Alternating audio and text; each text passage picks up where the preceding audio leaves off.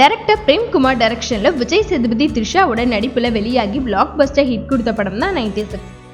அடுத்ததா டைரக்டர் பிரேம்குமார் இதே படத்தையே தெலுங்குல ஜானு அப்படின்ற பேர்ல ரீமேக் பண்ணியிருப்பாரு. அதுல சர்வானந்த் அப்புறம் சமந்தா தான் நடிச்சிருப்பாங்க. ஆனா தமிழ்ல கிடைச்ச அளவுக்கு இந்த படத்துக்கு தெலுங்குல வரவேற்பு கிடைக்கல அப்படின்னே சொல்லலாம். இப்போ அடுத்ததா பிரேம்குமார் கார்த்தியை வச்சு மெய்யழகன் அப்படின்ற ஒரு படத்தை தான் டைரக்ட் பண்ணிட்டு இருக்காரு. ரீசெண்டா பிரேம்குமார் கொடுத்த இன்டர்வியூல என்ன சொல்லியிருக்காருன்னா, 96 படத்தோட 2ஆம் பாகத்துக்கான கதை எல்லாமே எழுதிட்டேன். அது மட்டும் இல்லாம அந்த கதையை நடிகர் விஜய் சேதுபதியோட ஒய்ஃப் கிட்ட சொன்னப்போ அவங்களுக்கு அந்த கதை ரொம்பவே பிடிச்சிருக்கு அப்படின்னு சொல்லியிருந்தாங்க.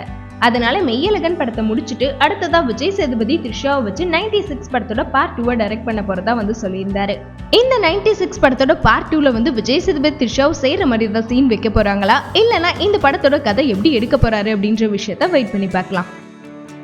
இது மாதிரி சின்ன செய்திகளை தெரிஞ்சுக்க சேனல் ஃபேஸ் சினிமாவை மறக்காம பாருங்க.